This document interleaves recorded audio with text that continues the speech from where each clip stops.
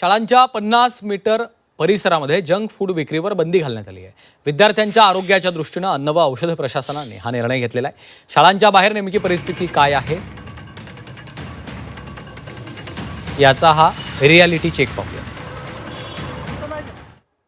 राज्यातील शाळा आहेत त्या शाळेच्या समोर 50 मीटर परिसरामध्ये जे हॉटेल आहेत त्या हॉटेलमध्ये आता जंक फूड जे आहे ते विकण्यावर या ठिकाणी आता निर्बंध घालण्यात आलेला आहे। तुम्ही या ठिकाणी पाहताय की ज्या शाळेच्या परिसरामध्ये अगदी म्हणजे 50 मीटरच्या अंतरामध्ये जे असे हॉटेल्स आहेत त्या हॉटेलमध्ये आता निर्बंध लावण्यात आलेले आहेत। विद्यार्थ्यांच्या आरोग्याच्या दृष्टीने हा निर्णय घेण्यात आलेला आहे। अन्न औषध प्रशासनाकडून हा निर्णय घेतलेला आपल्याला या ठिकाणी पाहायला मिळतोय की जी हॉटेल आहेत या हॉटेलमध्ये आता जंक फूड जे आहेत ते ठेवता येणार नाही आहे। याचं कारण म्हणजे विद्यार्थी जे आहेत ते विद्यार्थ्यांच्या आरोग्याचा विचार करून या ठिकाणी अन्न औषध प्रशासनाने निर्णय घेतलेला आहे।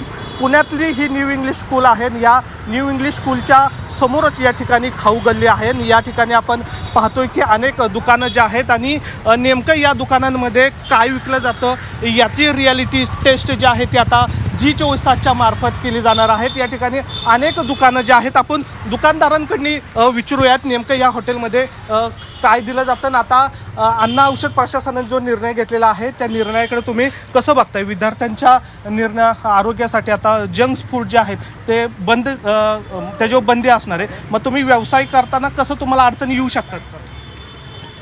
बऱ्यापैकी आमचं शॉप शाळेच्या एरियामध्ये असल्यामुळे आम्ही पूर्वीपासून पूर्णपणे काळजी घेत आहोत। पण आता मुंडे साहेबांनी जो निर्णय घेतलेला आहे तो आरोग्याच्या दृष्टिकोनाने योग्य आहे आणि जेवढी आम्हाला घेता येईल तेवढी आम्ही काळजी घेत राहणार जो कायमस्वरूपी। आणि आमच्या घरातही मुलं आहेत त्याच्यामुळं मुलांची काळजी घेणं आम्हालाही योग्यच वाटतंय। 10-15 मिनिटं झालं असेल नाही का? पण स्वच्छता दिसत नाहीये तुमची? असते स्वच्छता आता काय जो निर्णय घेतलेला आहे अन्न औषध प्रशासनाने काही तिकडं कसं पाहताय तुम्ही? काय वाटतं? योग्य वाटतंय का? हो, आता सगळ्यांना सांगितलं स्वच्छता ठेवायला सांगितलं नाही का? स्वच्छता असते सगळीकडे नाही का? तुमची इथं खातात का लोक? विद्यार्थी येऊन खातात का? आता आमची संध्याकाळी असते, दिवसा काही नसतं ना। पण काय विद्यार्थ्यांची काय मागणी असते? मागणी काय विद्यार्थी काय बोलणार, कोणी काय नाही बोलत। या ठिकाणी पाहतो की शाळेसमोरच हे दुकान आहे आणि या ठिकाणी अंडा राईस किंवा पुरी भाजी अशा पद्धतीने या ठिकाणी केलं जातं। अगदी हाकेच्या अंतरावरच ही शाळा आहे। अजून एक आपण दुकान बघूया त्या दुकानदारांची काय नेमकी या प्रतिक्रिया आहे, कारण शाळेसमोरच हे हॉटेल आपल्याला पाहायला मिळतात। नमस्ते, शाळेसमोरच तुमचं या ठिकाणी हॉटेल पाहायला मिळतं आहे। अन्न औषध प्रशासनाने आता डिक्लेअर केलेली आहे की शाळेसमोर जंक फूड जे आहे ते विकणं आता बंधनकारक असणार आहे। हॉटेलची काय परिस्थिती आहे? या निर्णयाकडे काय पाहता तुम्ही?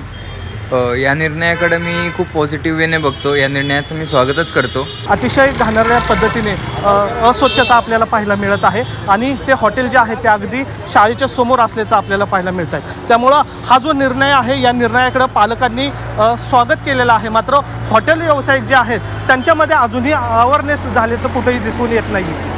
व्हिडिओ जर्नलिस्ट विकी कांबळेसह निलेश खारमरे, झी मीडिया, पुणे।